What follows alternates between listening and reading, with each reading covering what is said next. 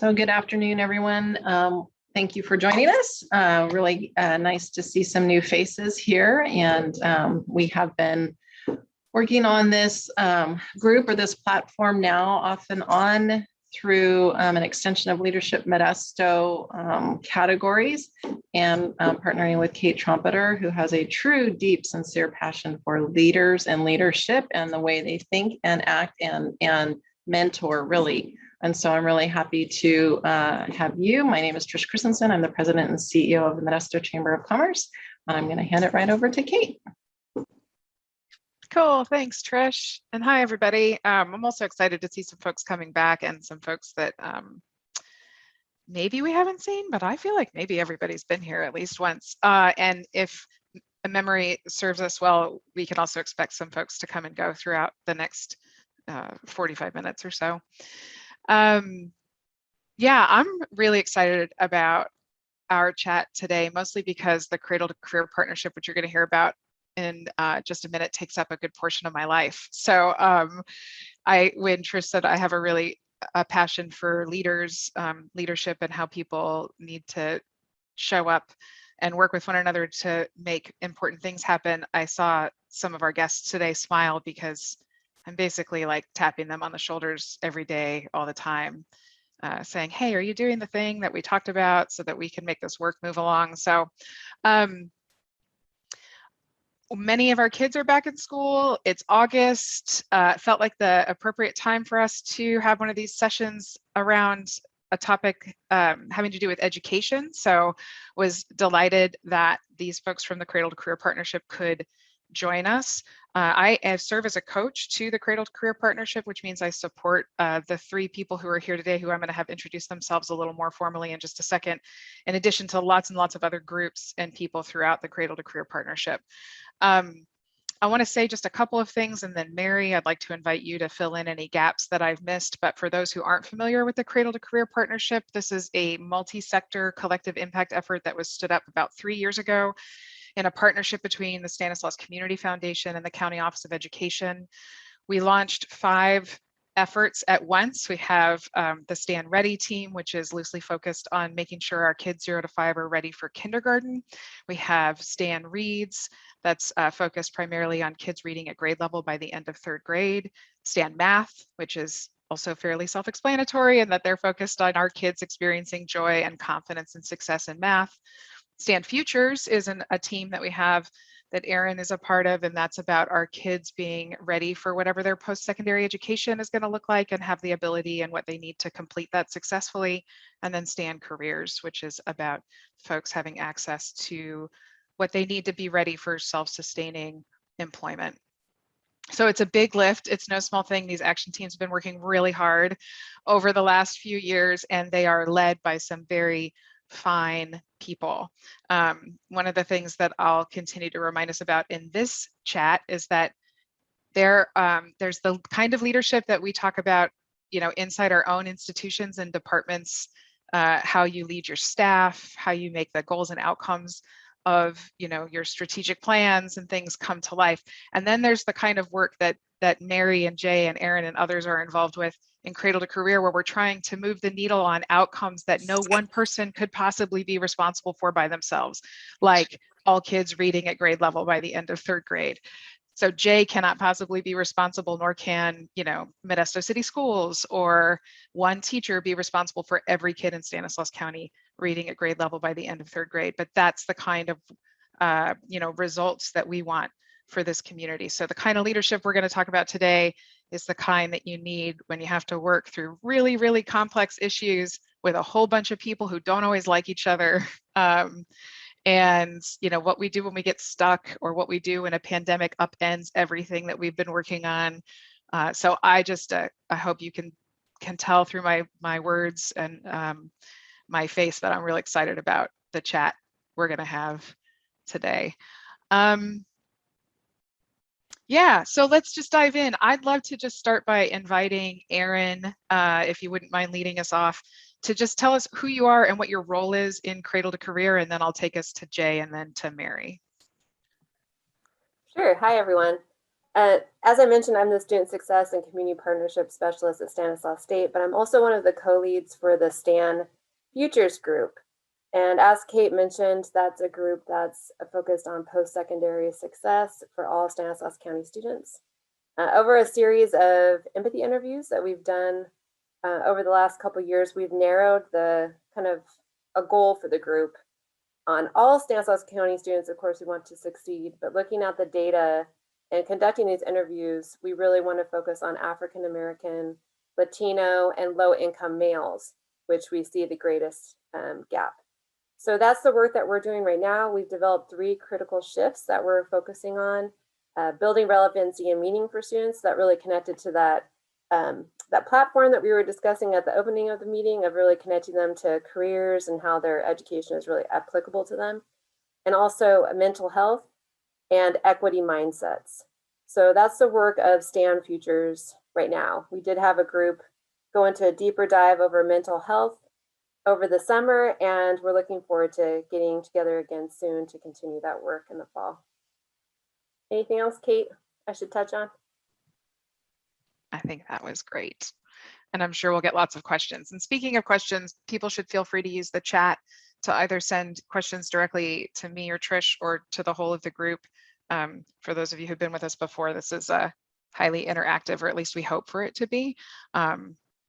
So we'd love to not only see your faces if it's possible, but also get your comments and feedback in the chat throughout the entire time.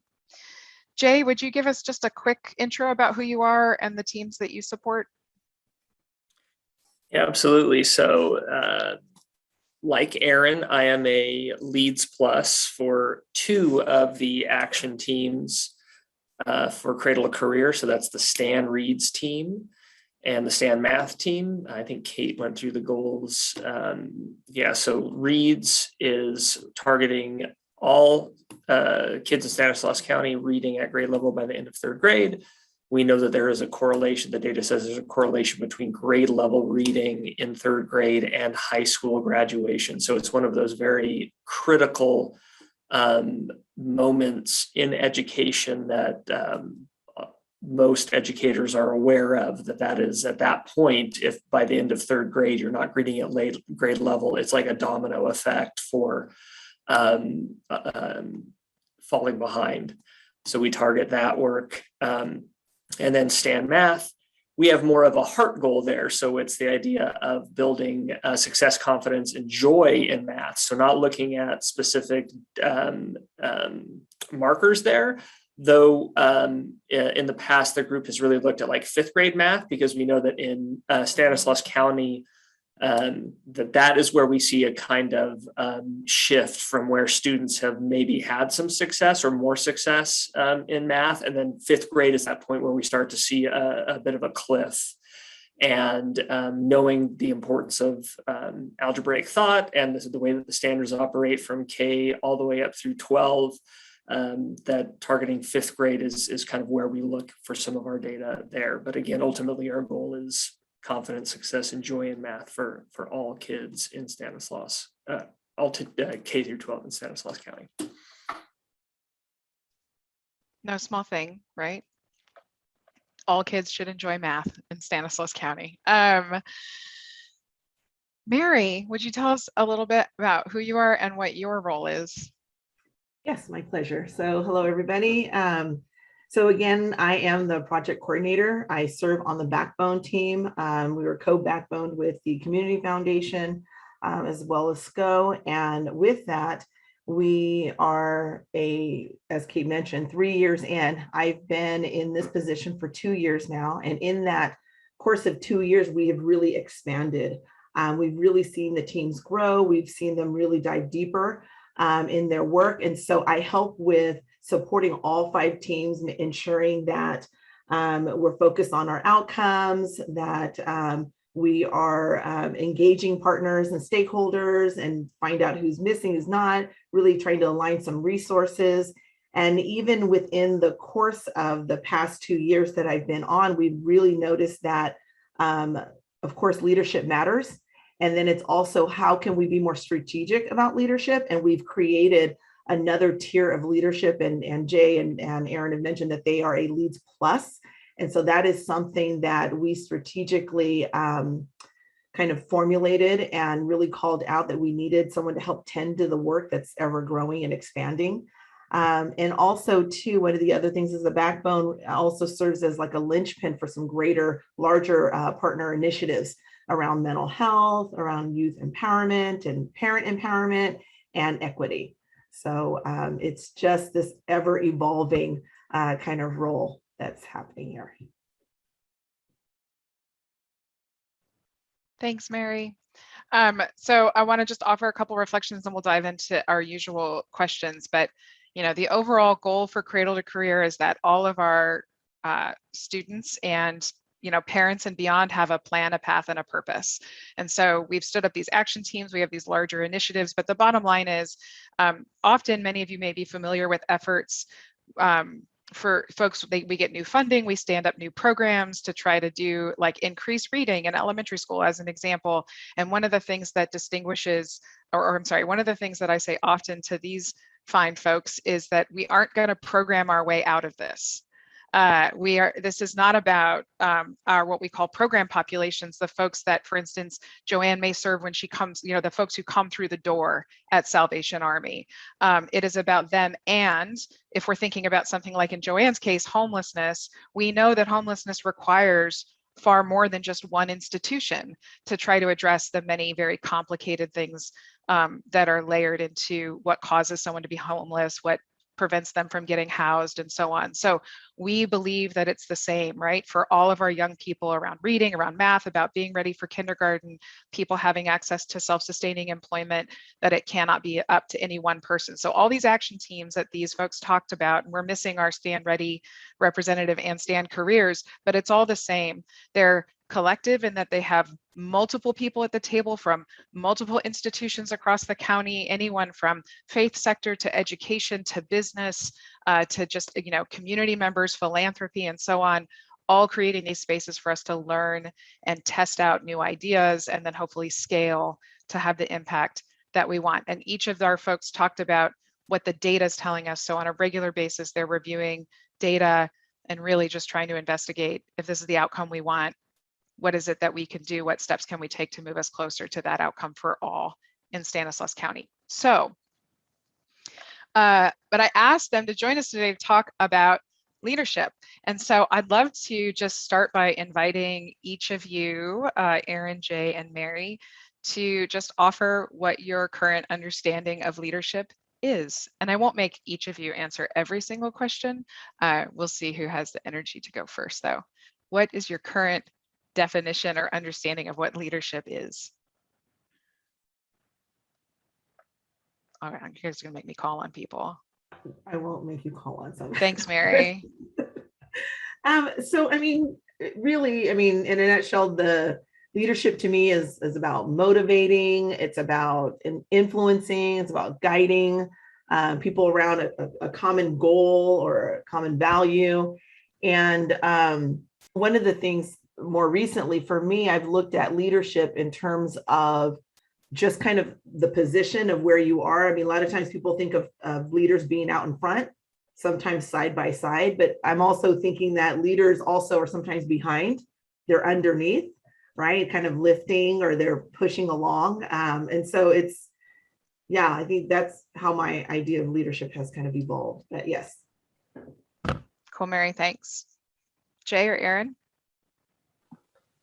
I would offer something similar, I think. I think my idea of leadership has changed over time because I often associated it with someone who's extroverted, has a title or a position. But especially through my work with Cradle to Career, I've really come to see it as you can lead from where you are. You can use your voice and your influence to make change. And in my case, I think that's been more, like Mary alluded to as well, more of a facilitator, because I think that's where my strengths are. But that's really how I've seen it change over time. Cool. Jay, would you add anything? No, I would agree with both Mary and Aaron that there's a traditional sense of leadership that I was very familiar with in previous roles that I had that had those titles that came with the responsibility that we think of with traditional leadership, like evaluating people, the target on your back, the feeling that I mean, being the person who's responsible for getting work done, and that's the external, kind of what the public view of it is.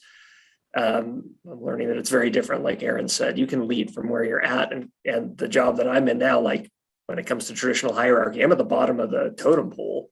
So you have to look at leadership very differently when you are leading from that position. All three of you guys mentioned that you've had your understanding of leadership has evolved in some way, and that's been in part because of Cradle to Career. Are you able to point to any examples, or like what is it about Cradle to Career that started to shift your view of leadership?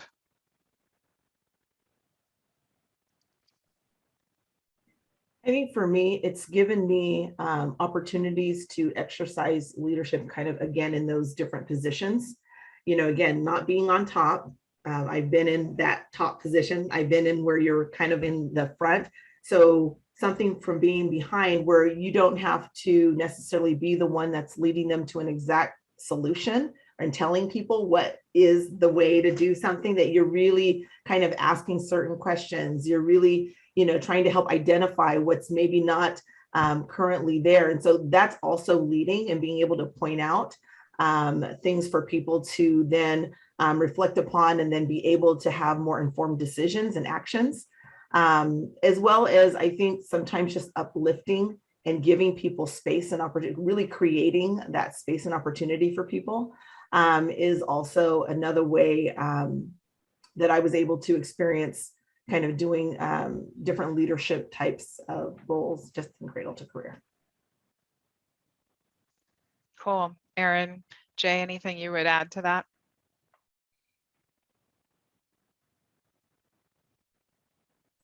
It for me, I don't know that there was a moment, but like I said earlier, it's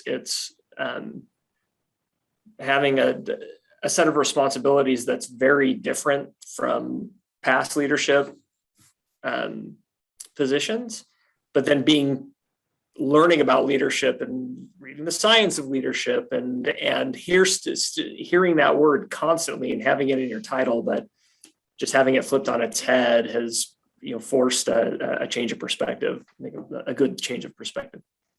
I hear both of you guys, and Jay, I'm gonna come back to you and ask you to start us off by answering a question about whether it's been easy leading in this way, because I feel like I know what you're gonna say. But before we do that, one of the things I hear you all saying too is that in this case, leadership is really about how we create the conditions for something to happen. And often in our work, right, we use the garden analogy, like our tending to things in a way that allows the tomato plant or the whatever else you're planting to grow, and that it isn't necessarily about like just telling the tomato plant that you have to grow and like get up here and be this tall and do it in this way. It's like we're always the gardener or the scientist thinking like, what question do I need to ask? Like you said, Mary, or, what person do I need to invite so that the ultimate goal can be achieved? And there's like 100 different ways to do that or more. So what's it been like when you say it's been flipped on its head? Mary came from leading at a school site. Jay, I believe you did too. Aaron's at Stan State. Has it been easy to shift the way you think about leadership? So Jay, I'd love to start with you.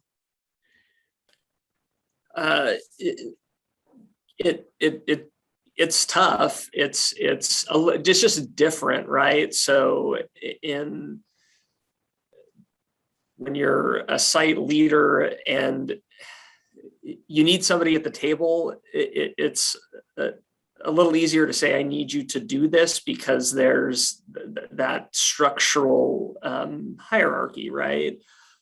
Whereas here, if I need some support somewhere, I need to get something done, I can't assign it to someone, right? So it's more, you have to really think strategically about how to work with people, about what strengths I have outside of a title that will allow me to connect with someone, it really means more listening. Like let's hear what this person has to say so that I can make the right connections. But it requires a lot of work. It's certainly not as simple as I need you to do this and it's an assignment. It's better for that, because when you get people involved, they're not doing it hopefully because they have to. They're doing it because they see that connection. But it does take a shift. Thanks, Jay. I wonder, Erin or Mary, if you have anything you would add. Sure. I think it's not for someone who needs to have immediate results. Because like you said, it's a lot of tending the garden. A big portion of it, as I see it, is relationship building. But then once you have that in place, then when things come up, you're like, oh, Susie, Joe, Jose, we can all get together. I know you, we trust each other, and now we can move forward on this together. So there definitely is that hard work of laying the foundation, but once it's there, it makes the burden less on all of us that we can pull from each other. Yeah, I'm a relationalist, so that super resonates with me, and believe that all good things happen through relationships. And also, it's not just when we need to get something done, right? But when stuff gets hard, or when we start to disagree with each other, if our relationship is grounded in that North Star, that outcome, the all kids reading, and we're willing to stay at the table, then we can work through all kinds of things. Mary, would you add anything to what this kind of leadership has been like for you? Yeah, it's been quite an adjustment for me. One of the things is that, when you've been in an institution for so long, you get used to the culture, the structure, the processes, even the vocabulary and the language that you use, right? And then when you are now starting to reach across sectors, you have to be able to translate. You have to be able to really kind of seek out and develop an understanding fairly quickly, and of course, having those relationships and then, forming to trusted relationships, it helps that move along a lot faster. But as a person, newer to the community and just newer to the job, that was quite an adjustment period of trying to realize, okay, the right people to talk to, the right questions to ask, the right words to use. That was quite an adjustment, but I love learning. So I would also just feel like this is an important time to also acknowledge that it's not like the things we're talking about only apply when you're working in these collective spaces and across multiple organizations. As I've spoken about before, I think it matters both in our personal lives. I can certainly advocate for the importance of relationships when your work is really focused on just the work in your institution, but the importance of relationships, the importance of being able to adapt, when things change, the kinds of things we've been talking about in this series all along. They're present in these collective impact efforts as well as everywhere else. So we've been talking about how you guys are sort of learning something new about leadership. I wonder how you would answer the question about whether or not you're born a natural leader or if it's something that you learn to do. What would you say about that? Erin, can we start with you? Is that okay? Sure. And maybe you saw me giggling a little bit because Yeah. I would say I'm absolutely not innate in me to be a leader. I think I'd much rather sit and write you a research paper than to talk to a group of people that I don't know.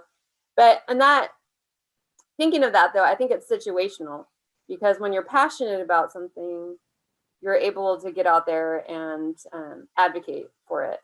And I think that's really what's been the case for me, because even though I am a very introverted person, if you guys know anything about the Enneagram, I'm an Enneagram 9 and I'm a mediator. So I want to facilitate things. I want to connect people together. And that, I feel like that's been a skill that I've been able to draw from this work, even though it's not innate in me to be out there in front. Because I am so passionate about, in all aspects of my being, and spiritual and professional, about how we can impact at the community level. And I think that has really driven me to to be able to take on a role that maybe would not come naturally. Cool, thanks. Mary or Jay, were you born this way? Well, I'll jump in to say, and this is not nothing against you, Kate, at all. Oh as you yeah, know, but it's fine. I really dislike the born leader phrase, and it's something I'm trying to get out of my vocabulary because that, don't mean to get woke on folks, but it's very much wrapped up in kind of a white male dominant history, right? Like let's just say it. Like when you hear somebody say born leader, they're talking about a very specific box, and I don't fit in that box. I'm a white male and I don't. So I would say, just like Aaron said, it's situational, and the more that I do this, the more you learn, like you lean into your strengths and you lead based on your strengths. I'm a harmonizer, and my job is to find consensus. I'm really good at that. And I could not say this about myself before I got into a job like this, but I feel confident saying that. Like I'm a harmonizer, and I'm okay with that because I'm good at it. And that's how I lead, and I can get things done that way. And so was I a born leader? Well, I was born to be able to do this kind of stuff. So sure. And anybody can say that if you can lean into your strengths and leverage those, and then know where you need help, right? It's okay to say, I'm not good at this. I need somebody else to help me, which is not a traditional leadership quality, right? It comes across as a weakness, and it's generally doesn't do us any good not to acknowledge that stuff. So yeah, everybody can be a leader. I think that's actually, so Jay, I have so much gratitude for everything you just said, and would offer that that's part of a value that the Cradle to Career Partnership holds, which is that leadership is available to anyone, regardless of their positional authority or the institution they work for. And I think that when we think about working collectively, whether it's like collective impact formally or just with other people, what Jay points to about being clear about your strengths, knowing what you don't know, knowing what you might need help with, it's not the way we have habitually or traditionally thought of leadership. Leadership has been about knowing things, having answers, right? If you didn't know something, you sort of fake it till you make it, right? And in Cradle to Career, in addition to other settings too, that I'm certainly working in, we're encouraging folks to come from a place of not knowing, to come from a place of believing you can be a leader and not have all the answers. And in fact, it is leaderful to embrace that you don't have all the answers, that is a leadership competency we want to nurture. So yeah, that's excellent. So then, and Mary, maybe you can start us off with this question, but like, what kinds of things are you guys like, what are you doing to tend to your own leadership development? So just like what Jay and Aaron had mentioned, you know, there's this balance, right? I mean, sometimes people call it like the art and the science kind of balance. It's the assets that you have versus the assets you don't have yet, right? And the things, and for me, what I really looked at in the past couple of years is reevaluating the assets I have in the situation that I'm in right now, in this new type of leadership role that I'm in, and really identifying then where are some things I need to build to my tool belt, you know, to my toolkit. You know, are there some more science things? Do I need to pull out and lean more heavily on some of my natural instincts, my intuition, my experience, you know, and really having that balance. And so being more aware, identifying what I need, and then trying to give myself practice in those areas of being able to lean into that. So then I can really embody it and have it be more readily accessible when I'm in those situations that call for it. So how do you practice? Because I think that's actually one of the most important things you said, that you practice.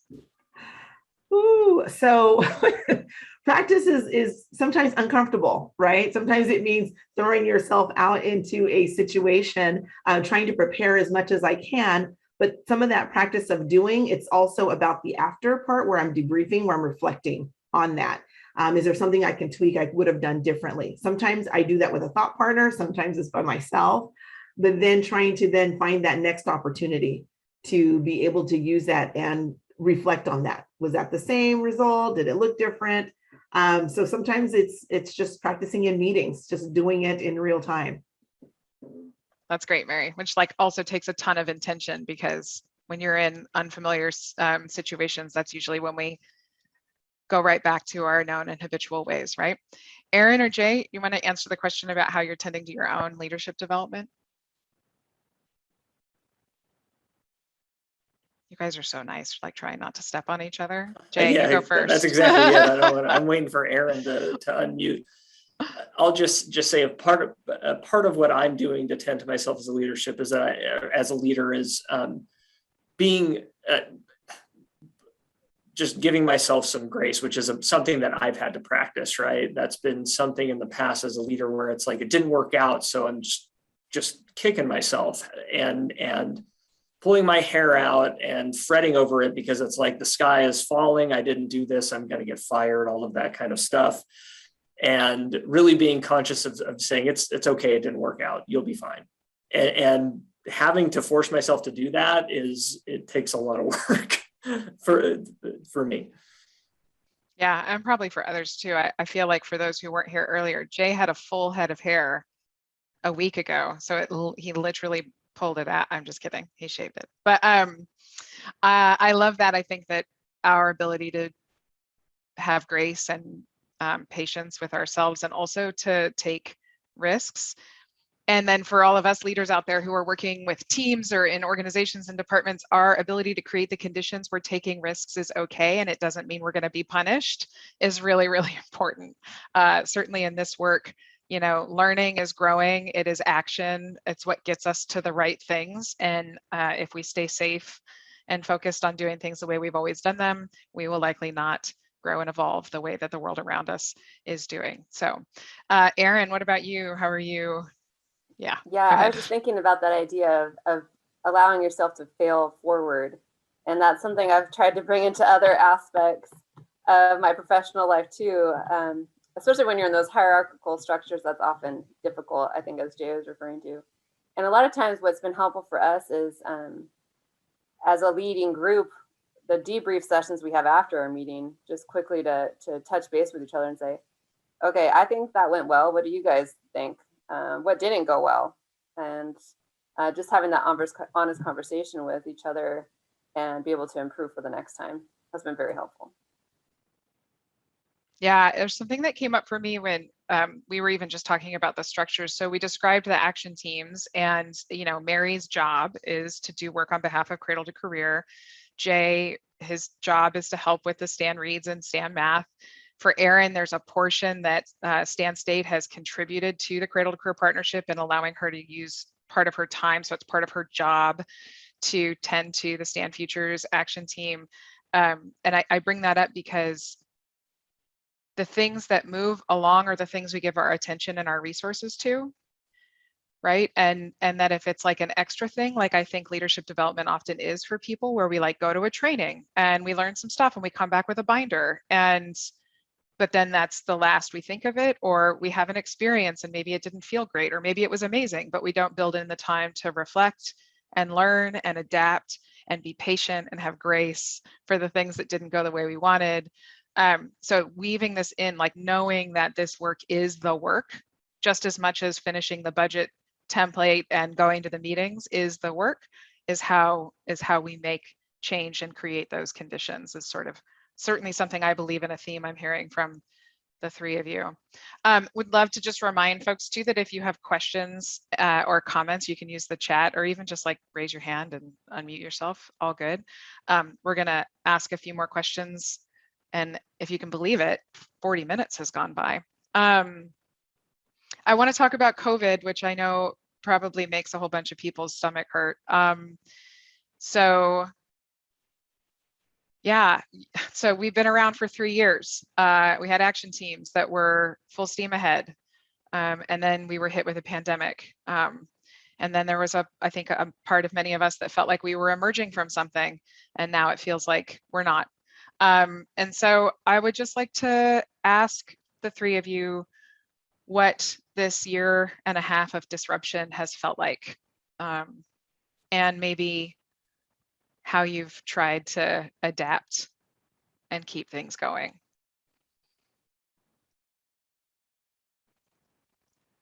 yeah, I'm letting you all like take a breath and think about who wants to go first.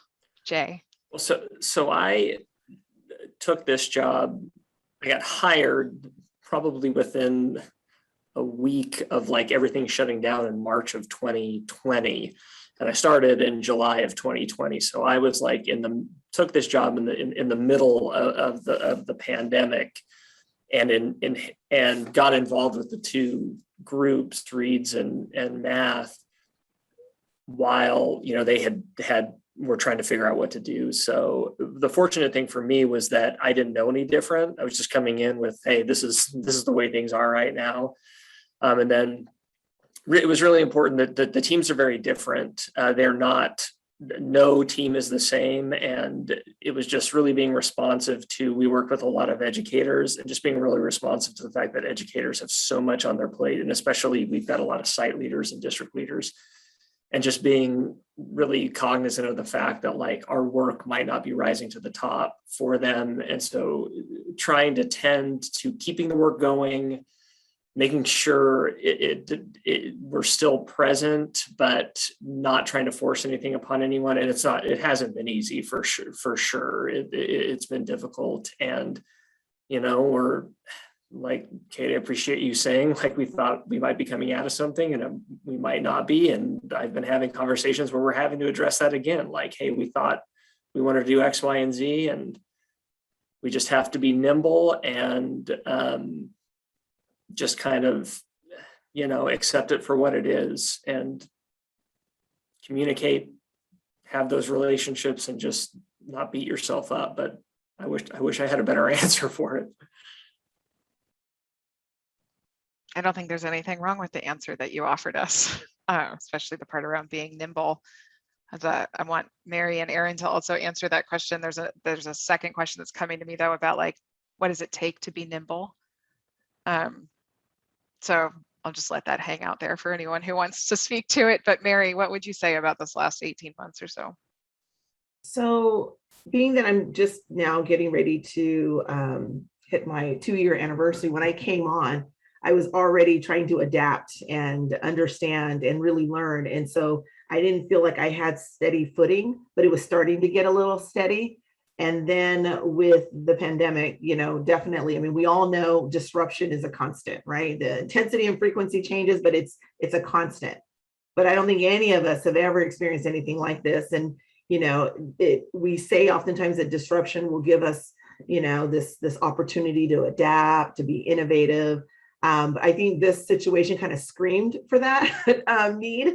And so it really, for me, like Jay had said, it gave us an opportunity to pause, not to just keep going forward with what people were doing because we were already heading a certain way, but to really be able to be responsive and to pivot, and being able to have those trusted relationships that you could lean in and say, okay, we need to stop. What is really pressing for you right now? What is the need that you see? What's the priority? And then can we rally and pull together resources and support around this particular priority and go forward? Knowing that we have time later to go back to something else, having that trust that we will get back to that. But right now we need to tend to people. We need to tend to the community. And so I really felt like it was thinking outside the box. It was doing some things that were new, and it was pulling out everything. It was kind of like a MacGyver moment, right? Everybody needed to pull what they can to respond. Thanks, Mary. Aaron, would you add anything? Yeah, I mean, in all honesty, when COVID first hit in relation to the work we're doing for Cradle to Career, kind of knocked me off my chair for a second. I had a lot of anxiety about going back to people and asking them to engage in the work when I felt like maybe they were completely overwhelmed. But it was really helpful to have this group, the group of leads, to then discuss those feelings with for support, and also go back to some of the training we've had from the Center for Collective Wisdom about tending to interior and exterior things that people were going through, and just talking about that relationship. When we came back together, I was a little anxious about who would show up, but the people came back, and it was because of those relationships that we've built And we didn't just go off in a complete tangent. We still stayed under our shared values and outcomes, but we took a minute, like you said, we paused and said, in these shared outcomes, how can we best support each other right now in this time? And let's move towards doing those things. Not leave behind what we've done, but just acknowledge what's happening and help each other. And like you said a little bit earlier in the session, Kate, you need that foundation. If we didn't have that foundation established, we couldn't have reached out to each other during a difficult time. So I think people have continued to show up, and silver lining, we've developed new tools that have been really helpful that I can see us moving forward with even past COVID. But those relationships, that foundation was there, I think has really been a feeling of support for everyone involved during this time. It's really benefited. Yeah, I remember being in several meetings where it's like people just needed to be together in a space that wasn't like work and just talk and try to make sense of things. I think that it's a community in that way. So what I'd like to do, it's almost 12:45. I'm going to just ask the participants explicitly if there's anyone who has questions or comments. We have our little speed round of questions we're going to do in just a second, and then I'm going to list off a little bit about some of the work that's happening in these action teams and give you some information about how you can get connected to it if you want. But are there any comments or questions from anyone before we move to sort of a closing session? Can I get just a brief explanation of what Cradle to Careers is? Is it an advisory board to districts, to teachers, reviewing curriculum, tracking trends? Exactly where does the work go from what you guys work on? Yeah, Mary, permission to answer, or would you like to? So that's a great question, Joanne. And so if I'd thought about it, I would have like actually put a PowerPoint slide together with the structure. And so here's what I would just offer, and then encourage you to connect with Mary or me offline, and we can tell you even more. So Cradle to Career has a steering committee, which is made up of superintendents of the medical field, mental health, county and city employees from across the county, the faith community. And so, I mean, the multi-sector sort of list that you might imagine. The hope there is that they can help us with the learning and things that come out of the action teams you've heard about today, which might be like, oh, I know in Stan Reed's, well, at least Jay, I know, has a lot of energy around something called literacy rich environments. Sorry, Jay, if I'm like pushing something that's not ready, but like, what does it mean for businesses to get engaged in creating literacy rich environments? Meaning like, I'm a mom, and when I come in with Quinn, I can engage her in reading activities. And you know, Stan Reed's may also be like, man, there's this work that's happening in Turlock that seems to be demonstrating some real success. And so the Reed's group would think about, how do we scale this work? Where does it need to go? And then it might move to Modesto City Schools, and it gets tested there, and hopefully we learn things there, and then it moves to, you know, Sylvan Unified, and so on. Or if there's this literacy rich environment idea that Jay's been wrestling with that works really well, like maybe we do something at Salvation Army, and you're like, oh, this is great, and the outcomes are awesome. Where does it go next? So the Stan Reeds and other action teams become places for learning and adaptation, for looking at data, for aligning institutions, so that, you know, if I know I keep talking about schools because it's a very education heavy initiative, but like, instead of Turlock, for instance, and this is purely an example, not making a statement or anything, working on just the youth and families that are coming in their doors, or Stan State thinking about just the youth and families that are coming through their doors, we're thinking more collectively about how we move big outcomes forward. We're sharing information, we're learning about best practices, and so on. And then as we're looking at data, there's this mental health group that's been formed. There's some youth empowerment work that's happening. So it really is a group of many people who are trying to do as much sense making as they can, and then making and prototyping and testing and trying to scale what works across the whole county. So I hope that was responsive. That was fabulous, and it's amazing. So thank you for sharing that. Yeah. And Mary, yeah. I just wanted to call out in the chat that there was a question about the convening or the summit. And I just wanted to respond to Savannah and say that, yes, we are working on something. Everything is very fluid in the way that, so in order, we would love to have an in-person summit the way that we planned in 2020, but in light of everything that's happening, we will have an offering of some sort where we will be able to share with the community and bring people together virtually or some version of that. More to come. More adapting. Yeah, so Mary, would you mind putting, and I think Jay may have already done it, but the website in the chat for folks, there's a way to connect with the work by going to the website. And I'm also probably, hopefully I'm not offering something Mary's not comfortable with, but Mary, maybe you could put your email address in the chat as well. I know there are some folks who are interested in connecting to this work. And I think that before we get to these sort of fun questions, not that the rest of the questions weren't thrilling.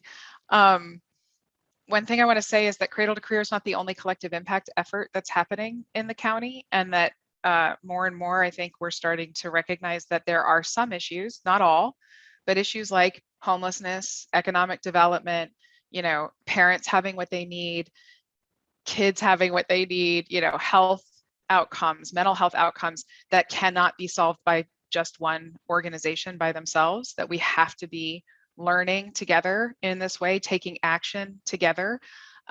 It's happening in lots of spaces. So certainly I'm open to connecting with anyone who wants to hear more about that along in many different ways. But I'm just really proud of the work that Cradle to Career has been doing, and it's due in no small part to the 3 folks who have joined us on this call and others leading in really impressive ways to get this all done. So bravo to all of you.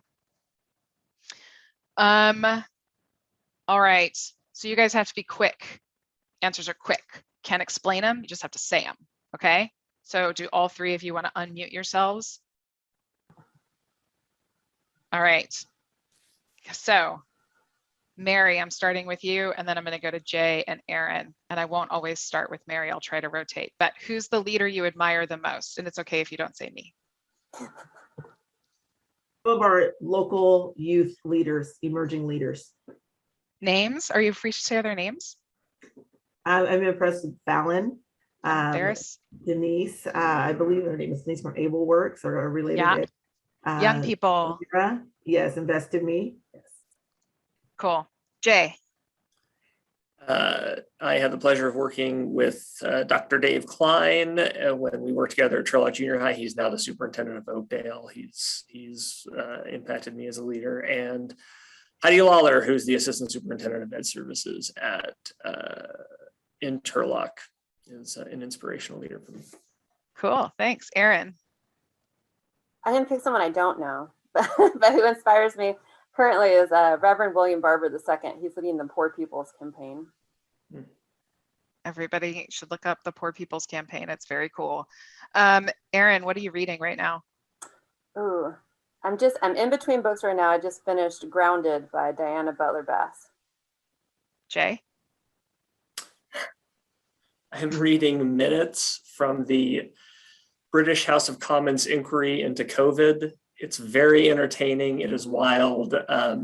Some of the stuff that is coming out is just funny. It's you can't script some of the things that are coming out of it, and it's in the back of my all coming from from Britishness. So I can't really explain it more than that. It is it's kind of an interesting read. I was not interested in looking it up until you were done explaining, so I'm glad for that. Mary, what are you reading? Think Again by Adam Grant. Woot! It's a good book. All good recommendations. Jay, what's your favorite place to eat in Modesto? Jeez, I live in Turlock. Galetto's. My wife and I used to go to Galetto's before we had kids. Okay, yeah. Mary, I know you live in Stockton, but what's your favorite restaurant in Modesto? Just down the street from where I work, Phoenix Noodle House. All right, Aaron Littlepage. Yeah, Phoenix Noodle House is a good one, but I'll have to say raw sushi.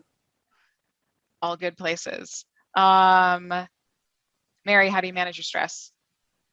hopefully by not eating. Phoenix Noodle House. I'm trying to move more. So biking, walking, yes, just moving. All right, Erin. Yeah, unfortunately, retail is a problem of mine. I have stacks of books that I'm probably never going to get to. Amazing. Jay. Cooking, specifically like smoking and grilling, and exercise. I was like, when we put this question in here, I thought, oh, they're gonna say I meditate, and then everyone would be really inspired to go meditate. But now I'm like, Sorry. everyone's. So you guys don't go buy things in excess. Don't eat. If you can cook, that's great. And the message we want you to receive is that self-care matters. Erin, what profession other than your own would you attempt? Oh, you know what? If I could go back, I love science. I would love to be like an environmental scientist. Cool. Jay? Astronaut. That's what I wanted to be when I was a kid. Oh, you'd be a good astronaut. I got the Mary? haircut. You do, yeah. Mary? Maybe like a coaching consultancy, that type of supporting people. You want my job? You do a great job doing your job. I'll let you. Come on over. Come on over. That's great. All right, then Jay, what's a job you would never, ever, ever do? Oh gosh, I don't think I'd ever be a politician. Yuck. Yeah. Erin? No, me either on the politician, but I don't think I could ever work on a submarine because I'm extremely claustrophobic. Okay. Mary? So I'm afraid of heights. So I would never be a pilot. So Erin and I would not cover the top and the bottom. So in the middle somewhere. Okay, this is the last one. Erin, I'll start with you if that's okay. What do you hope people say or remember or feel about you after you're gone? Which I clarify as like, dead, retired, in whatever way you want to understand that question. I think I'd want people just to remember me as that I cared. Yeah, Mary? That I led with my values. I think sometimes we have to make hard decisions and maybe don't always have people, leave us happy, right? But we need to be consistent, and that I led with my values. Nice. Jay? I think about that saying, people won't remember like what you said, but they'll remember how you made them feel. And I hope that I made people feel good. Right on. So before I hand this back over to Trish, just want to express some appreciation to Mary, Jay, and Erin. I don't have enough time to list through the many things these action teams are getting up to and starting to test out, but would encourage you to visit the website or connect with Mary if you feel like you or your institution or people might be a good fit for some of the work that we're doing. We have been doing these every other month, so we won't be here in September, but we'll do another one in October, topic to be determined. Thank you so much to the Chamber and to Leadership Modesto for letting me talk about stuff that makes me happy. And yeah, to all of you for making time out of your day. Trish, it's all you. Thank you. So I will lead off with continuing on the leadership piece. Leadership Modesto application period just opened, and so we're taking applications currently, whether that is something for you to consider or someone on your team or someone you just know would gain a lot from that. I've not gone through the programs. Kate could probably just give a simple summary of everyone says awesomeness and they're in the best class ever. So just that's something you have to learn. So that is open. Go to the Chamber website under programs, Leadership Modesto. There's an overview of the program, the schedule for all of next year. We launch in January. So we've shifted to a calendar year. The application and the fee breakdown is all right there for you. And we are anticipating when the next class starts that we're considering going back to these on a monthly basis and following the topic focus by month as we move forward as an extension of the Leadership Modesto program is our Modesto Chamber Leadership Series Lunch, which is what this is. So please check that out. share the news, and look forward to seeing you all in person or virtually again soon. So thank you very much and have a great weekend. Thanks, everybody. Thank you. Bye. Bye. Bye. Thank you.